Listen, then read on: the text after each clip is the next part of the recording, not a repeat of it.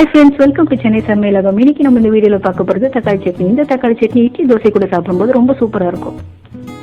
இந்த சட்னி செய்யறதுக்கு என்னென்ன தேவைன்னு பார்த்துடலாம். 5 மீடியம் சைஸ் தக்காளி, 5 மீடியம் சைஸ் வெங்காயம், 12 பல் பூண்டு, 2 காஞ்ச மிளகாய், அப்புறம் 2 டீஸ்பூன் உளுத்தம் பருப்பு, 1 டீஸ்பூன் கடலை பருப்பு,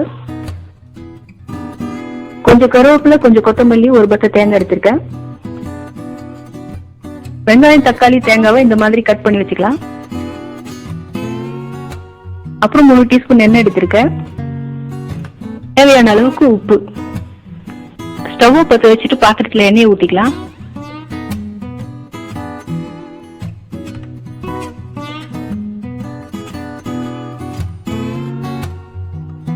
எண்ணெய் சூடானதோ கடலை பருப்பு போட்டு கொஞ்ச நேரம் வதக்கிக்கலாம்.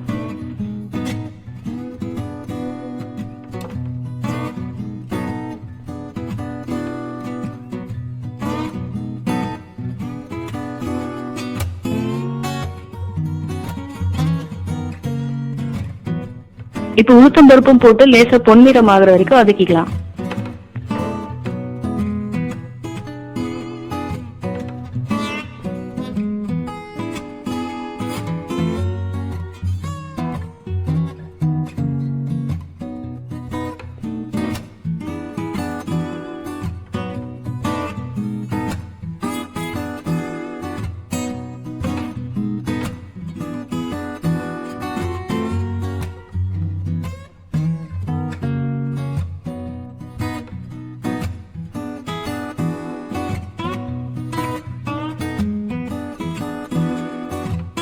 இப்ப காஞ்ச மிளகாவும் போட்டு வதக்குறோம்.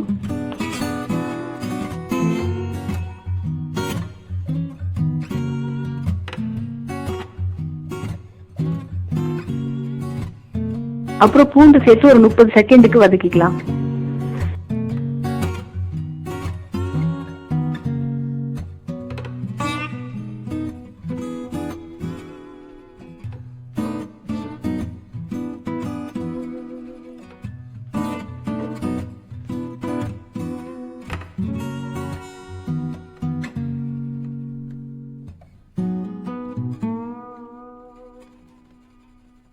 மிதமான சூட்டுல வெங்காயத்தை 2 நிமிஷத்துக்கு வதக்கிக்கலாம்.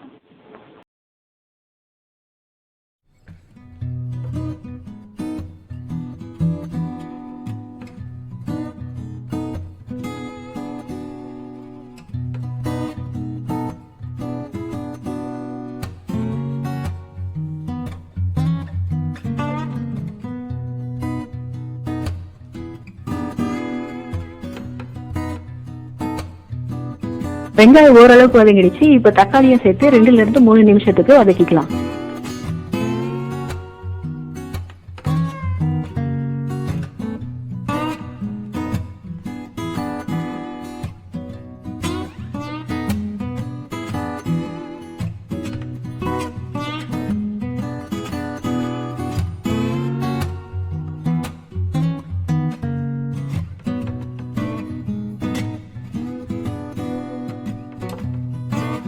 கூட உப்பையும் சேர்த்துக்கலாம்.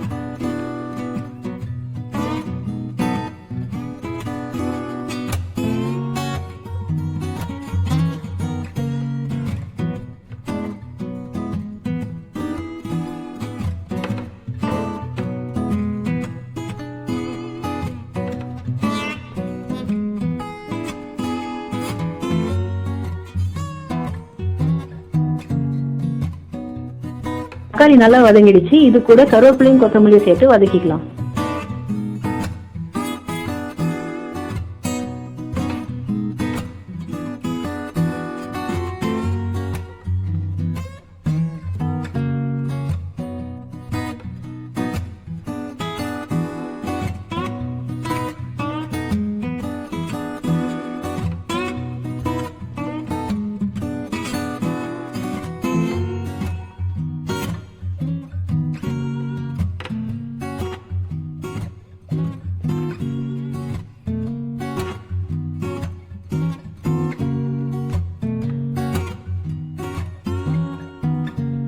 இப்போ ஸ்டவ் ஆஃப் பண்ணிட்டு இது கூட பொடியா நறுக்கின தேங்காவையும் சேர்த்துக்கிறோம்.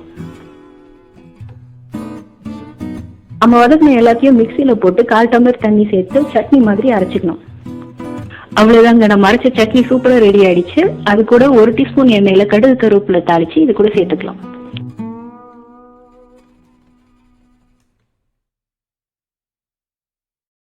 நாங்க போடுற வீடியோஸ் உங்களுக்கு பிடிச்சிருந்தா லைக் பண்ணுங்க, ஷேர் பண்ணுங்க, சப்ஸ்கிரைப்